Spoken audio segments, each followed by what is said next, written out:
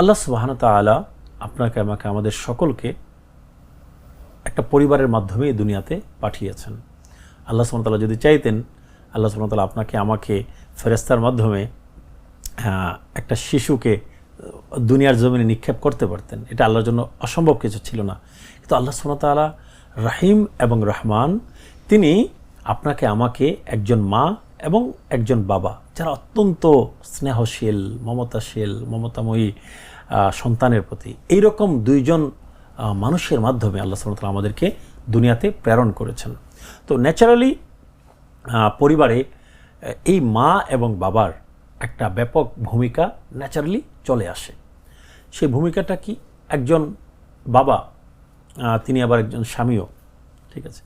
তো স্বামী হিসেবে এবং বাবা হিসেবে ইসলাম তাকে দায়িত্ব দিয়েছে, যেমনটা অন্য একটা পর্বে আমি বলেছিলাম, যে তিনি যেই বিবাহ বন্ধনে আবদ্ধ হয়েছেন, বিবাহ বন্ধনে আবদ্ধ হওয়ার একটা অন্যতম প্রধান শর্ত কিন্তু যে প্রচলিত পরিমাণ, মানে সমাজে যেই প্রচলিত স্ট্যান্ডার্ড আছে, সেই স্ট্যান্ডার্ড পরিমাণ রিজিক, কাপড় চোপড়, পোশাক পরিচ্ছদ, মিনিমাম চিকিৎসা, এই ব্যবস্থা, এতটুকু ব্যবস্থা তিনি তার স্ত্রীর জন্য এবং অনাগত সন্তানের জন্য করতে পারবেন, তাহলেই কেবলমাত্র কিন্তু তিনি বিবাহ বন্ধনে আবদ্ধ হবেন, ঠিক আছে।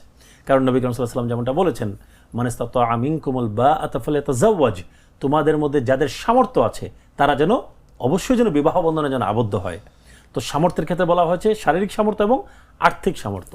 তো ইসলাম এই আর্থিক যেই ব্যাপারটা, এটা সম্পূর্ণই একজন বাবা অথবা একজন স্বামীর উপরে দিয়েছে।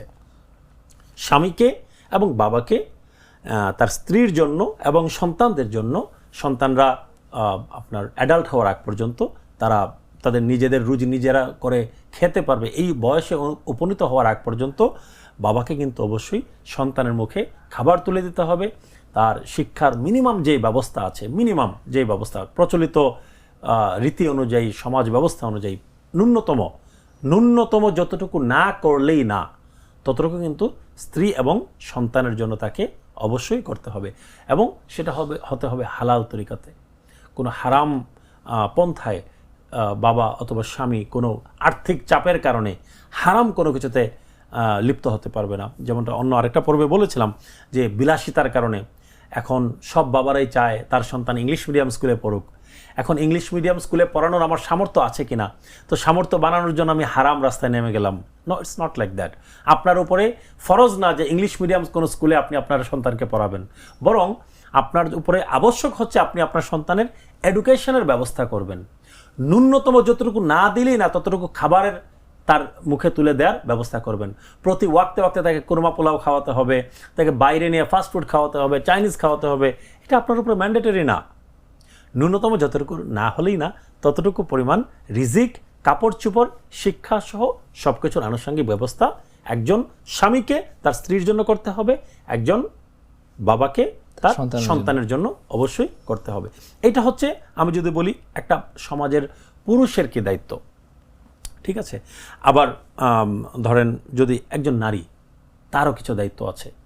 আল্লাহ সুবহানাহু ওয়া তাআলা নারীদের উপরে আর্থিক ব্যবস্থার যোগান দেওয়া, এটা কোনো অবস্থাতেই আবশ্যক করেন নাই। যদি স্ত্রী হয়, স্বামী তার ভরণ পোষণ দিবে, খরপোশ দিবে। যদি মেয়ে হয়, বাবা তার খরপোশের ব্যবস্থা করবে, জীবিকার ব্যবস্থা করবে। অসহায় বোন যদি হয়, ভাই যদি একমাত্র অভিভাবক হয়, ভাইকে কিন্তু সেই খরপোশ দিতে হবে এবং সেই ব্যবস্থা কিন্তু করতে হবে। অর্থাৎ বাবা দুনিয়াতে নাই, মায়ের দেখাশোনার দায়িত্ব কিন্তু অবশ্যই ছেলের উপরে আসবে। সে কিন্তু আবার মেয়ের উপরে গিয়ে বর্তাবে না, ছেলে যদি থাকে ছেলের উপরে বর্তাবে, ঠিক আছে। তো কোনো অবস্থাতে আল্লাহ সুবহানাহু ওয়া তাআলা মহিলাদেরকে আর্থিক যোগান দেওয়াটা আবশ্যক করেন নাই। যদি কোনো বোন পর্দার মধ্যে থেকে সম্পূর্ণ পর্দা প্রশিদা মেনটেন করে, ইসলামী রীতিনীতি মেনটেন করে, তিনি চাকরি করে, বিজনেস করে, যদি সংসারে কোনো কিছু কন্ট্রিবিউট করেন, দ্যাটস আপ টু হার, এটা ওনার ইচ্ছা।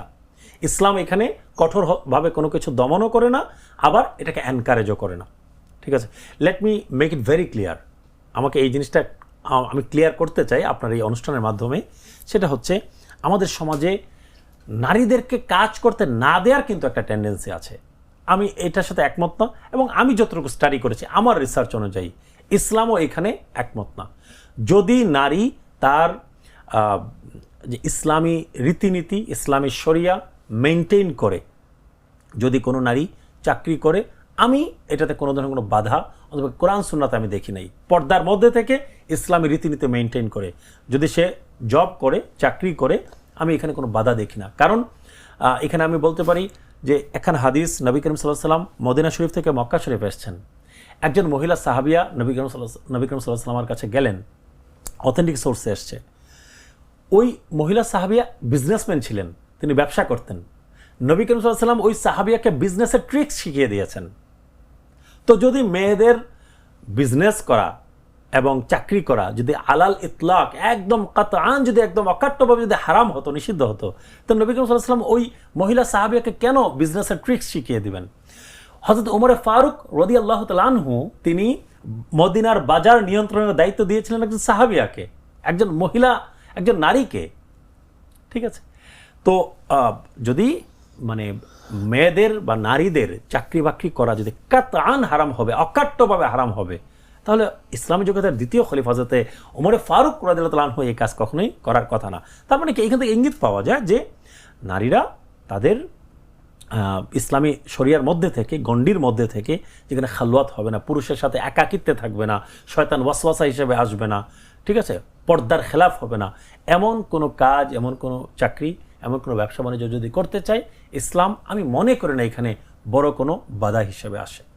জি, তো কিন্তু আলটিমেটলি পরিবার পরিজনের দেখাশোনার যে দায়িত্ব, আর্থিক ভরণ পোষণের দায়িত্ব, এটা কিন্তু নারীর উপরে কোনো অবস্থাতেই বর্তায় না। পুরুষের দায়িত্ব আলাদা, নারীর দায়িত্ব আলাদা। তারপর আপনি যদি বলেন সংসারের অন্যান্য সদস্য যারা আছেন, আমি যেমনটা বলেছি যে ছোট শিশু যারা আছে, বাচ্চা শিশু যারা আছে, যারা এখনো বালেগ হয় নাই অথবা কর্মক্ষম যারা হয় নাই, তাদের দেখাশোনার দায়িত্ব অবশ্যই বাবার। আমার একটা স্মার্ট সিদ্ধান্তে 25% গ্যাসের খরচ কমেছে। ভাবছেন কিভাবে? সাধারণ গ্যাস স্টোভ বদলে আমি এনেছি আরএফএল গ্যাস স্টোভ। এর সাইন্টিফিক নজল ও ব্রাস বার্নার ক্যাপ সমানভাবে তাপ ছড়িয়ে রান্না করে দ্রুত, তাই গ্যাসও বাঁচায় 25%, টাকাও বাঁচে 25%। আরএফএল গ্যাস স্টোভ নিরাপদ ও গ্যাস সাশ্রয়ী।